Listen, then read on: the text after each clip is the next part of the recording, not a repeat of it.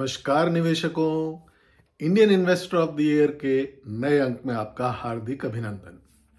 जैसा कि पिछले अंक में मैंने आशा जताई थी कि बाजार में एक प्री बजट रैली आएगी, तो हमने वो प्री बजट रैली देखी जिसमें निफ्टी लगभग 18,350 तक गया और उसके बाद कुछ कारणों से निफ्टी ने गिरावट दिखाई और फिर 16,800 तक गिरने के बाद हम पिछले शुक्रवार को 17,100 के स्तर पर बंद हुए।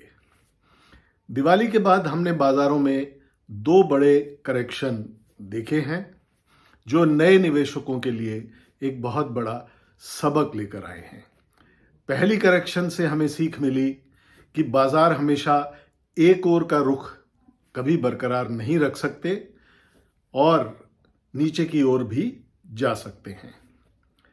जनवरी की करेक्शन से हमें सीख मिली कि अनाप शनाप वैल्यूएशंस पर जारी किए गए आईपीओज लंबी अवधि के लिए निवेश का जरिया नहीं बन सकते। इस बार हमने देखा कि बहुत सारे जो नए आईपीओ आए थे, पेटीएम, जोमैटो और भी कई, नाइका जैसे भी आईपीओ, एक दिन में हमने उन्हें 20-20% तक गिरते हुए देखा। तो इससे निवेशकों का कॉन्फिडेंस काफी हद तक टूट गया है। परंतु बाजार हमें हमेशा कुछ ना कुछ सिखा कर जाता है और अपनी गलतियों को सुधारने का बार बार अवसर देता है। मेरा आकलन है कि अभी भी बाजार में क्रैश होने की कोई स्थिति नहीं बन रही है और बाजार नए निवेशकों को एक और मौका अवश्य देगा।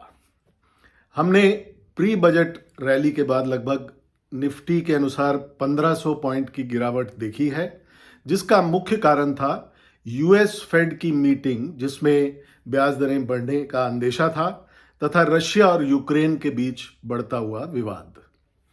अब ये दोनों कारण फिलहाल के लिए टल गए हैं, जिस कारण से बाजार में बजट के बाद ऊपर जाने की संभावना काफी प्रबल दिखती है।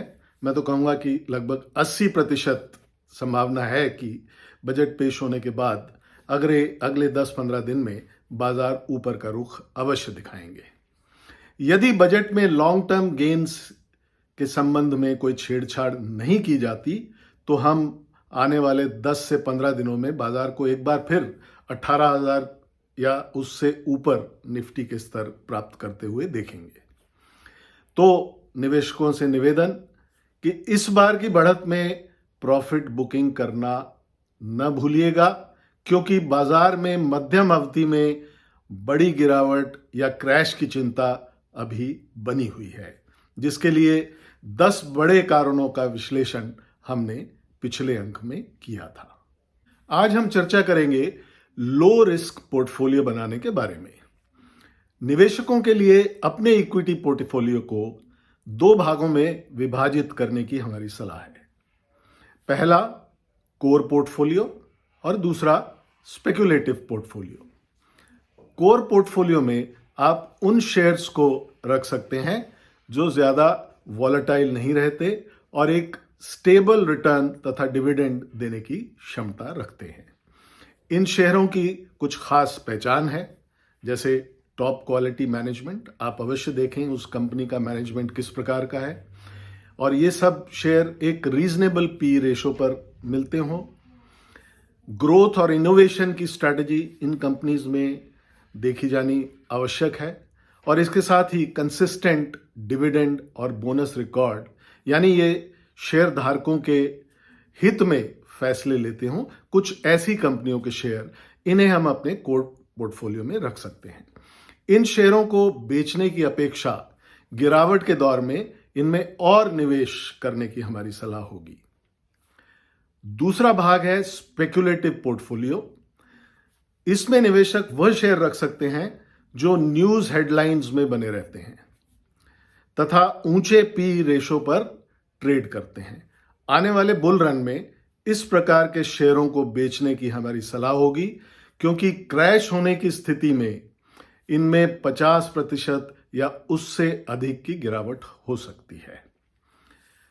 अब इन शेयरों को बेचकर निवेशक अपने पोर्टफोलियो को डाइवर्सिफाई भी कर सकते हैं, यानी इक्विटी के बदले आप कोई दूसरे एसेट क्लास में निवेश कर सकते हैं। हमारी सलाह होगी कि इनके स्थान पर आप जो पैसा इनसे प्राप्त करें प्रॉफिट बुकिंग या इवन लॉस बुकिंग के बाद, आप उसका कुछ पोर्शन अवश्य गोल्ड और सिल्वर ईटीएफ में निवेश करें। आने वाले 2 से 3 वर्षों में हमारा आकलन है कि गोल्ड और सिल्वर अच्छा रिटर्न दे सकते हैं। आने वाले बजट पर हम कल विस्तार से चर्चा करेंगे, लेकिन बजट के बाद मेरी उम्मीद है कि बैंकिंग, आईटी तथा एग्रीकल्चर से संबंधित शेयरों में निवेश फायदे का सौदा बन सकता है। आज के लिए इतना ही। जल्द मिलते हैं बजट स्पेशल अंक के साथ। जाने से पहले एक निवेदन, चैनल को सब्सक्राइब और शेयर अवश्य करें। अगले अंक तक नमस्कार।